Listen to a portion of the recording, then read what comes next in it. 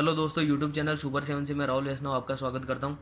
और हमने अपने पिछले वीडियो के अंदर द्रव्य की अवस्था, गैस अवस्था और द्रवावस्था के बारे में पढ़ा था। आज हम हाइड्रोजन के बारे में पढ़ेंगे। जो हाइड्रोजन है ये ब्रह्मांड में पाए जाने वाला अति बहुल तत्व है, यानी सर्वाधिक मात्रा में ब्रह्मांड के अंदर हाइड्रोजन की मात्रा है। और जब हम अगर बहुलता का क्रम देखें, अति बहुलता का क्रम पृथ्वी पर, तो हाइड्रोजन का इसमें तीसरा स्थान आता है। और हाइड्रोजन की जो परमाणु संरचना है अत्यंत सरल है, क्योंकि इसके अंदर सिर्फ एक एस उपकोष पाया जाता है जिसकी आकृति गोलीय है। और हाइड्रोजन परमाणु के अंदर एक प्रोटॉन होता है, यानी परमाणु क्रमांक एक होने के कारण इसके अंदर एक प्रोटॉन और जितने प्रोटॉन हो उतनी संख्या में इलेक्ट्रॉन यानी एक इलेक्ट्रॉन उपस्थित होता है। और जो हाइड्रोजन होता है ये द्विपरमाणु अणु है, यानी H2 के रूप में पाया जाता है। इसका एकल परमाणु H के रूप में इसका अस्तित्व नहीं होता है। और जो इसका ये दो द्विपरमाणु ग्रुप है H2 के रूप में, जिसे हम डाई हाइड्रोजन भी कहते हैं। और जो हाइड्रोजन परमाणु है, जो हाइड्रोजन तत्व है, इसका जो परमाणु क्रमांक है एक है। अतः परमाणु क्रमांक एक होने के कारण यह आवर्त सारणी का प्रथम सदस्य है, जिसे हम प्रोटियम कहते हैं। और प्रोटियम का अर्थ है प्रथम तत्व। और जो हाइड्रोजन है ये अधातु के रूप में पाई जाती है। दोस्तों, जो हाइड्रोजन है, हाइड्रोजन की खोज हेनरी कैवेंडिश ने की थी सन 1766 के अंदर। जो लोहे के ऊपर तनु H2SO पर की हेनरी कैवेंडिश ने अभिक्रिया कराई, तो इससे जो हाइड्रोजन गैस मुक्त हुई। और जो हाइड्रोजन गैस थी, इसकी प्रकृति ज्वलनशील प्रकृति थी, जिसके कारण इसने इसे ज्वलनशील वायु किया, वायु कहा। और जो हेनरी कैवेंडिश है, इसने इसकी हाइड्रोजन की इस प्रकार खोज की। और जो वैज्ञानिक लैम्बोसियर थे, इन्होंने हाइड्रोजन गैस को हाइड्रोजन नाम दिया था, क्योंकि जो हाइड्रोजन गैस के अणु हैं, यानी 2 H2 और एक ऑक्सीजन मिलकर ये जल का निर्माण करते हैं, इसलिए इन्होंने इसको हाइड्रोजन नाम दिया था। हाइड्रोजन, इस शब्द की उत्पत्ति ग्रीक शब्द हाइड्रो और जन से हुई है, जिसे हाइड्रो का मतलब है जल और जन का मतलब है निर्माण या बनना, यानी जल का बनना। जब हाइड्रोजन गैस के दो अणु और ऑक्सीजन गैस का एक अणु मिलता है, तो इस प्रकार जल का निर्माण होता है। अतः लैम्बोसियर ने इस गैस को हाइड्रोजन नाम दिया। और जो सूर्य है, सूर्य में सर्वाधिक मुक्त हाइड्रोजन पाई जाती है। और जो संयुक्त अवस्था के अंदर जो हाइड्रोजन है, ये जल के अंदर, सारों के अंदर, पेट्रोलियम, प्राकृतिक गैसों, जीव जंतु, वनस्पति आदि के अंदर पाई जाती है। और अगर हम पृथ्वी पर उत्पन्न जो ज्वालामुखी है, पेट्रोलियम के कुओं में निकलने वाली गैसें हैं, इनके अंदर भी देखें तो सर्वाधिक मात्रा में हाइड्रोजन ही पाई जाती है। और जो हाइड्रोजन है, इसके गुणों में सार धातु यानी जो प्रथम वर्ग है, और जो हेलोजन है यानी 17वां वर्ग है, उसके साथ समानताएं और असमानताएं पाई जाती है, जिसके आधार पर आवर्त सारणी में हाइड्रोजन को स्थान देने की कोशिश की गई थी, जिसके बारे में हम आगे पढ़ेंगे। अब हम पढ़ेंगे आवर्त सारणी में हाइड्रोजन की स्थिति।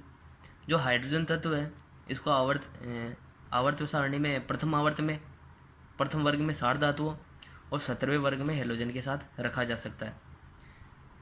हाइड्रोजन की सार धातुओं के साथ समानता और प्रथम आवर्त व प्रथम वर्ग में रखने की औचित्य के बारे में हम पढ़ेंगे। जो हाइड्रोजन का परमाणु क्रमांक है एक होता है, और इसका जो इलेक्ट्रॉनिक विन्यास है ये 1s1 होता है। यहाँ पर n का मान 1 है, अतः ये इसे हम प्रथम आवर्त के अंदर रख सकते हैं। अतः हाइड्रोजन Z परमाणु क्रमांक बराबर 1 को आवर्त सारणी में प्रथम आवर्त में रखा गया है। हाइड्रोजन और सार धातुओं के परमाणु के बाह्य कोश में एक ऐसी इलेक्ट्रॉन होता है, जिस प्रकार जैसे सोडियम है जो प्रथम वर्ग की धातु है, जिसके बाह्यतम कोश में एक इलेक्ट्रॉन होता है, उसी प्रकार हाइड्रोजन के बाह्यतम कोश में एक ऐसी इलेक्ट्रॉन है। अतः हाइड्रोजन को आवर्त सारणी के वर्ग फर्स्ट है, यानी प्रथम वर्ग में सार धातुओं के ऊपर स्थान दिया गया है। और जबकि हाइड्रोजन और हेलोजन के परमाणु को अक्रिय गैस स्थायी संरचना प्राप्त करने के लिए एक एक इलेक्ट्रॉन की आवश्यकता होती है। जिस प्रकार जैसे हम हेलोजन के लिए देखें तो क्लोरीन है, क्लोरीन एक इलेक्ट्रॉन ग्रहण करके जो अपना अक्रिय गैस विन्यास है ये प्राप्त करता है, उसी प्रकार जो हाइड्रोजन है ये एक इलेक्ट्रॉन ग्रहण करके हीलियम का जो अक्रिय गैस विन्यास प्राप्त करती है। इस प्रकार ये दोनों अपने गुणों में समानता रखते हैं। अतः हाइड्रोजन को हेलोजनों के साथ वर्ग जो 7th A यानी 17वां वर्ग, इसमें रखा जा सकता है। अतः हम कह सकते हैं कि जो हाइड्रोजन है यानी सार धातु यानी जो प्रथम वर्ग है, जो लिथियम है, सोडियम, पोटेशियम है, रुबिडियम है, सीजियम है, और जो हेलोजन है फ्लोरीन, क्लोरीन, ब्रोमीन, आयोडीन आदि के साथ समानता प्रदर्शित करती है। अतः एक तत्व को दो विभिन्न वर्गों में रखना अनुचित है, क्योंकि हम एक तत्व है इसे हम एक ही वर्ग में स्थान दे सकते हैं, अतः एक तत्व को दो वर्गों में स्थान नहीं दिया जा सकता है। और हाइड्रोजन को आवर्त सारणी के किसी वर्ग में स्थान दिया जाना यह विवादास्पद है, क्योंकि यह प्रथम वर्ग से और सतरवेग दोनों से समानता प्रदर्शित करता है। और आवर्त सारणी में हाइड्रोजन के लिए एक उचित स्थान न होना यह आवर्त सारणी का एक दोष भी है। अब हम हाइड्रोजन की सार धातुओं से समानताओं के बारे में पढ़ेंगे। इनमें कुछ समानताएं हैं, जिसमें सबसे पहले इलेक्ट्रॉनिक विन्यास। जो हाइड्रोजन का इलेक्ट्रॉनिक विन्यास है, हाइड्रोजन के पास एक इलेक्ट्रॉन होता है, अतः इसका जो इलेक्ट्रॉनिक विन्यास है ये 1s1।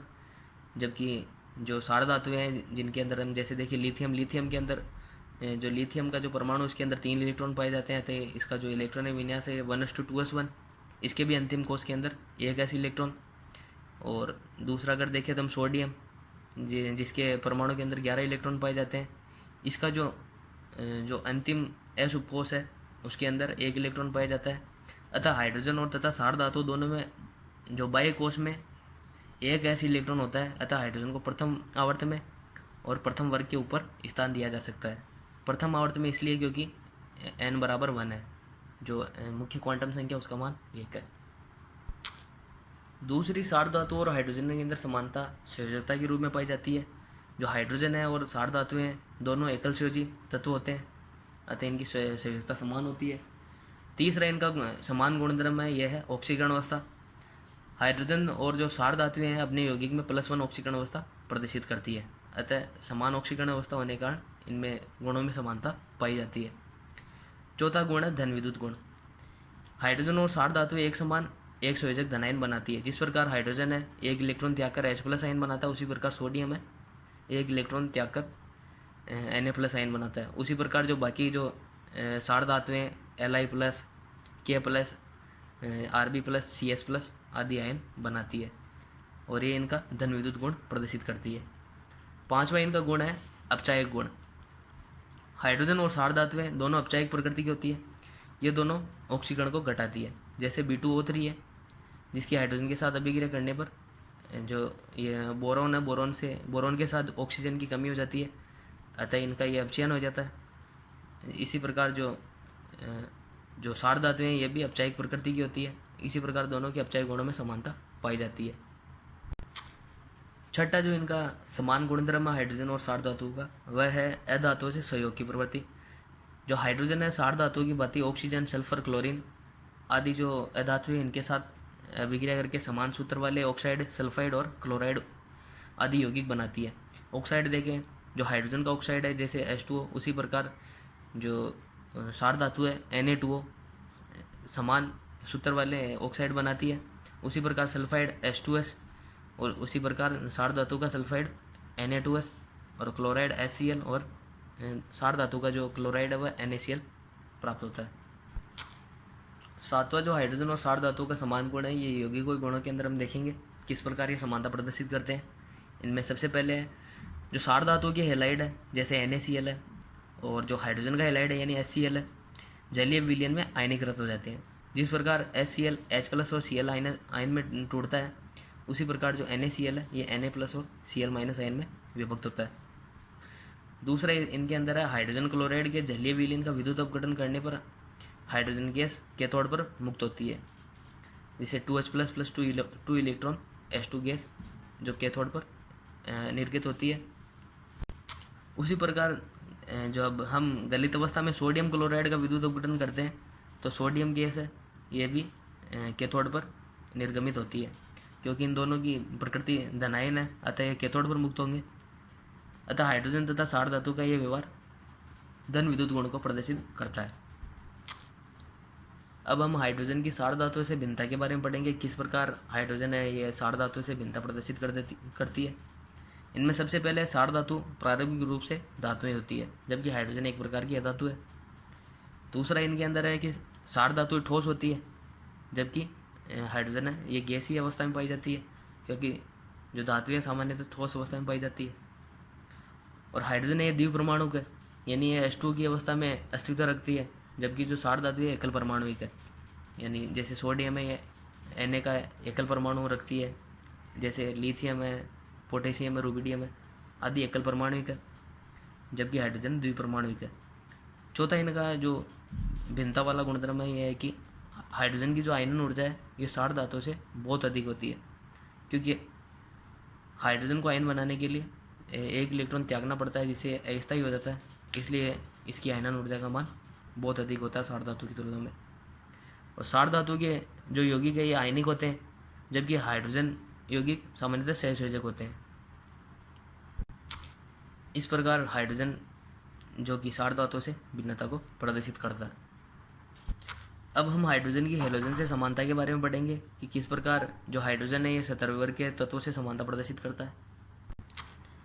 हाइड्रोजन की हेलोजन से समानता में सबसे पहले इलेक्ट्रॉनिक विन्यास। जो अक्रिय गैस की स्थायी संरचना है वह प्राप्त करने के लिए हाइड्रोजन परमाणु है और हेलोजन परमाणु दोनों एक एक इलेक्ट्रॉन की आवश्यकता होती है। जिस प्रकार हाइड्रोजन एक इलेक्ट्रॉन ग्रहण करके हीलियम का जो स्थायी अक्रिय इलेक्ट्रॉनिक विन्यास है ये प्राप्त करता है, उसी प्रकार फ्लोरीन, क्लोरीन इन सभी को एक एक इलेक्ट्रॉन की आवश्यकता होती है ताकि ये अक्रिय गैस विन्यास प्राप्त कर सके। इस प्रकार इन दोनों के इलेक्ट्रॉनिक विन्यास में समानता पाई जाती है। दूसरी इनके गुणधर्म में समानता है अधात्विक प्रकृति, यानी जो 17वें वर्ग के हेलोजन तत्व है ये सभी अधातु होते हैं, उसी प्रकार हाइड्रोजन भी एक प्रकार की अधातु है। तीसरी इनके अंदर गुणधर्म में समानता है भौतिक अवस्था। फ्लोरीन, क्लोरीन के समान हाइड्रोजन भी एक प्रकार की गैस है। जिस प्रकार जो हेलोजन है सामान्यतः गैस रूप में पाए जाते हैं, उसी प्रकार हाइड्रोजन भी गैसीय अवस्था में होती है। चौथी इनके अंदर समानता है द्विपरमाणु अणु की बनने की प्रकृति। जिस प्रकार हाइड्रोजन द्विपरमाणु अवस्था के अंदर अस्तित्व रखता है, उसी प्रकार हेलोजन के अणु है जैसे Cl2, Br2, I2 आदि द्विपरमाणु का, उसी प्रकार हाइड्रोजन भी द्विपरमाणु होता है। पांचवा इनके अंदर गुणधर्म है संयोजकता। हाइड्रोजन और जो हेलोजन होते हैं ये एकल संयोजक तत्व होते हैं। जिस प्रकार हाइड्रोजन परमाणु एक इलेक्ट्रॉन का साझा करके जो हीलियम की जो स्थायी संरचना को प्राप्त करता है, उसी प्रकार हेलोजन परमाणु है ये एक इलेक्ट्रॉन युग्म का साझा करके अक्रिय गैस की स्थायी संरचना को प्राप्त करता है। जैसे हम देखते हैं कि दो ये हाइड्रोजन परमाणु है, ये आपस में एक एक इलेक्ट्रॉन का साझा करके H2 अणु का निर्माण करते हैं। उसी प्रकार जो Cl परमाणु है, ये दो Cl परमाणु है, ये आपस में एक एक इलेक्ट्रॉन का साझा करके एक इलेक्ट्रॉन युग्म साझा करते हैं और अक्रिय गैस विन्यास को प्राप्त करते हैं। छठी हेलोजन और हाइड्रोजन के अंदर यह समानता है इनकी ऑक्सीकरण अवस्था। हेलोजन के साथ हाइड्रोजन 60 धातु के साथ बने यौगिक जैसे NaH है, CaH2 है, NaCl है, CaCl2 में -1 ऑक्सीकरण अवस्था प्रदर्शित होती है, यानी कि इनकी ऑक्सीकरण अवस्था है हाइड्रोजन की -1 और हेलोजन की -1, यानी समान ऑक्सीकरण अवस्था प्रदर्शित करते हैं। सातवां इनका जो समान गुणधर्म है यह है इनका आयनन विभव। हेलोजन की बात है, हाइड्रोजन का भी आयनन विभव है ये उच्च होता है। जो इनकी प्रथम आयनन एंथैल्पी है उसका मान हाइड्रोजन के लिए 13.6, फ्लोरीन के लिए 17.4 और क्लोरीन के लिए 13.0, यानी कि सारे के सारे उच्च आयनन विभव वाले तत्व होते हैं।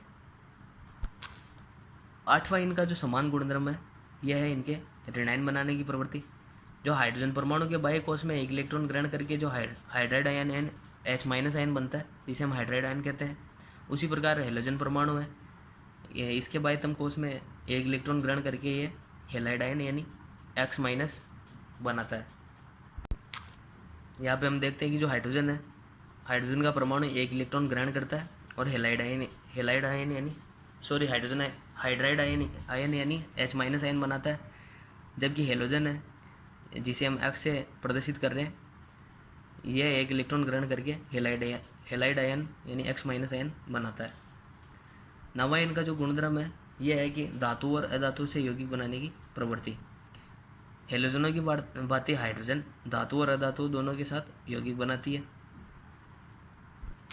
जिस प्रकार धातु के साथ हाइड्रोजन CH2 बनाती है, उसी प्रकार जो हेलोजन है यह धातु के साथ CaCl2 यौगिक बनाती है।